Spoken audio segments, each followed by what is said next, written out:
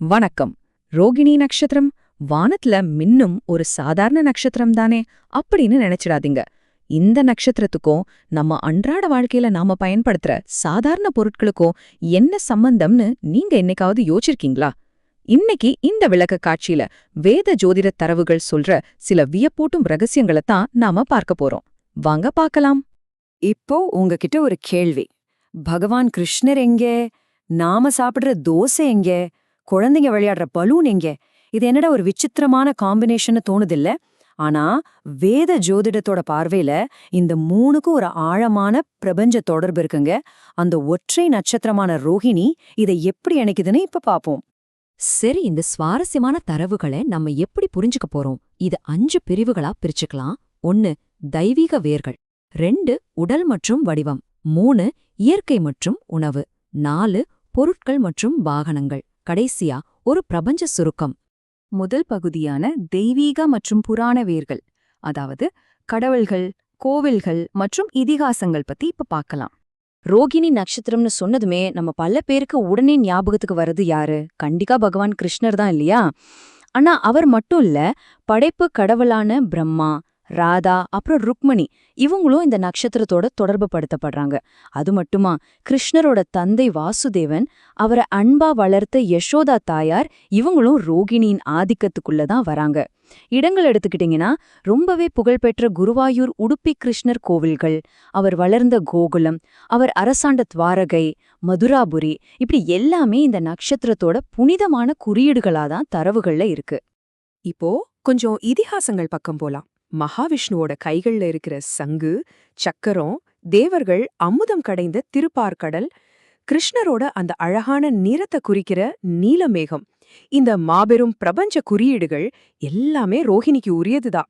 இசையில பாத்தீங்கன்னா ரொம்ப இனிமையான ஜலதரங்கம் வாத்தியம், அப்புறம் யானை சுற்றும் பிரம்மாண்டமான கோவில்கள், இதெல்லாம் இந்த நட்சத்திரத்தோட தெய்வீக ஆற்றலை அப்படியே பிரதிபலிக்குது. அடுத்து பகுதி 2 உடல், வடிவம் மற்றும் புலன்கள், குறிப்பா உடற்கூறியல் மற்றும் வட்டத்தின் சக்தி. இதுல ரொம்பவே ஆச்சரியமான ஒரு விஷயம் என்னன்னா, இந்த வட்டம் அப்படிங்கிற வடிவம் தாங்க. தரவுகள்ல கொடுத்திருக்கிற பல பொருட்கள் பார்க்க சம்பந்தமே இல்லாத மாதிரி தோணலாம். ஆனா அது எல்லாத்துக்கும் நடுவுல இருக்கிற ஒரு பொதுவான விஷயம் இந்த வட்ட வடிவம் தான். தேர் சக்கரமா இருக்கட்டும், தோசையா இருக்கட்டும், ஏன் ஒரு பலூனா கூட இருக்கட்டும், எல்லாமே வட்ட வடிவம் தானே. இந்த வட்டம் அப்படிங்கிறது ரோஹிணியோட மிக முக்கியமான மைய கருத்து.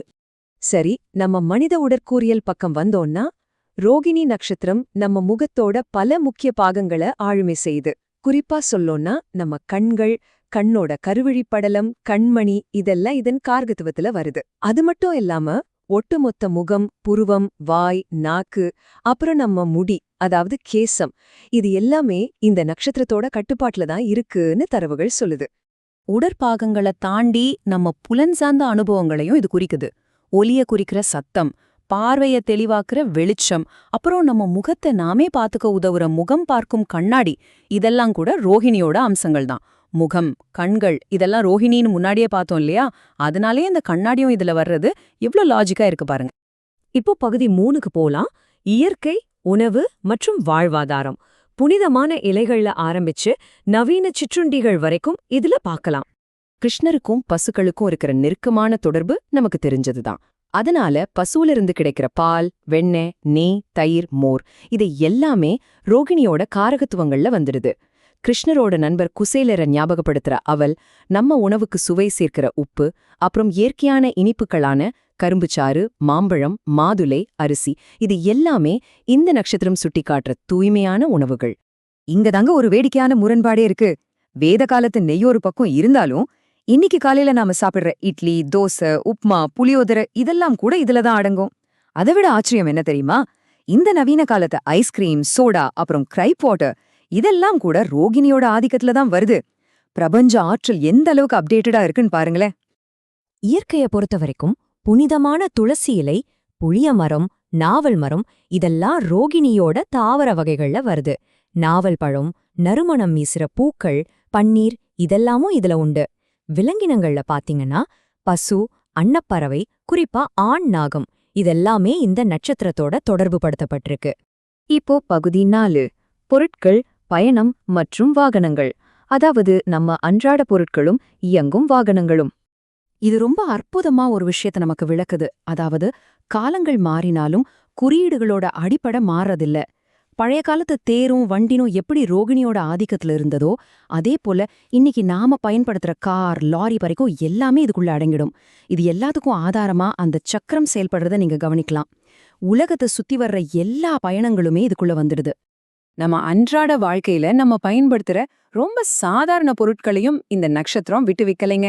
நம்ம உடுத்துற பருத்தி உடைகள், சேலை, காலையில எழுந்ததும் பயன்படுத்துற டூத் பிரஷ், பற்பொடி, வீட்டை சுத்தம் செய்யற விளக்குமாறு, வாசல்ல போடுற கால் மீதி, நம்ம பாதுகாப்பிற்கான பூட்டு, சாவி, இப்படி எல்லாமே ரோகிணியோட குறியீடுகள் தாங்க. குழந்தைங்க கொண்டாடுற பலூனும் இதுல தான் வருது. நம்ம தினசரி வாழ்க்கை எந்த அளவுக்கு ஜோதிடத்தோட பின்னி பணைஞ்சிருக்குன்னு பார்க்கவே ரொம்ப ஆச்சரியமா இருக்குல்ல. அப்புறம் தொழில்நுட்பமும் இதுல இணையுது.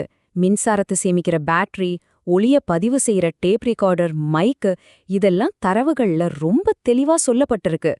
இது மட்டும் இல்லாம கைகள்ல கட்டப்படுற தாயத்து கயிறு, மோதிரம், மூக்குத்தி மாதிரியான ஆபரணங்கள், வீட்டின் டோர் நம்பர், குறிப்பா 200 அப்படிங்கிற அந்த குறிப்பிட்ட எண்ணும் இந்த ரோஹிணி நட்சத்திரத்துக்கு உரிய பிரத்யேகமான காரகத்துவங்கள் தான். இவ்வளவு துல்லியமான குறியீடுகள் நிஜமாவே நம்ம சிந்தனையே தூண்டுது. இப்போ கடைசி பகுதியான பிரபஞ்ச சுருக்கத்துக்கு வந்துட்டோம். இதுல எல்லா புள்ளிகளையும் எப்படி இணைக்கலான்னு பார்க்கலாம். இதுல ரொம்ப ரொம்ப முக்கியமான விஷயம் என்னன்னா, ரோகிணி நட்சத்திரம் அப்படிங்கிறது ஒரு முழுமையான ஸ்பெக்ட்ரம். இது பாருங்க, இது தெய்வீகமான கிருஷ்ணரையும் குறிக்குது, அதே சமயம் நாம சாப்பிட்ற வெண்ணெயையும் குழந்தைங்க விளையாடுற பலூனையும் குறிக்குது. படைப்பு கடவுள் பிரம்மாவும் இதுல தான் இருக்காரு, நாம பயணிக்கிற காரும் இதுல தான் இருக்கு. இதுதாங்க இந்த பிரபஞ்ச குறியீடுகளோட உண்மையான மகத்துவம். இப்போ உங்ககிட்ட ஒரு கேள்வி, கொஞ்சம் யோசிச்சு பாருங்க.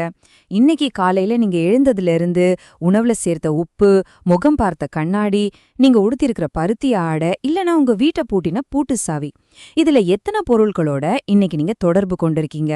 உங்களுக்கு தெரியாமலேயே பிரபஞ்சத்தோட ஒரு மாபெரும் நட்சத்திர ஆற்றலோட தான் நீங்க உங்க ஒவ்வொரு நாளையும் கழிச்சிட்டு இருக்கீங்க. அதுதான் உண்மை. இந்த ஒரு சுவாரஸ்யமான சிந்தனையோட இன்னைக்கு நம்ம விளக்க காட்சியை நிறைவு செய்வோம். இத பத்தி நீங்க என்ன நினைக்கிறீங்கன்னு சிந்திச்சு பாருங்க.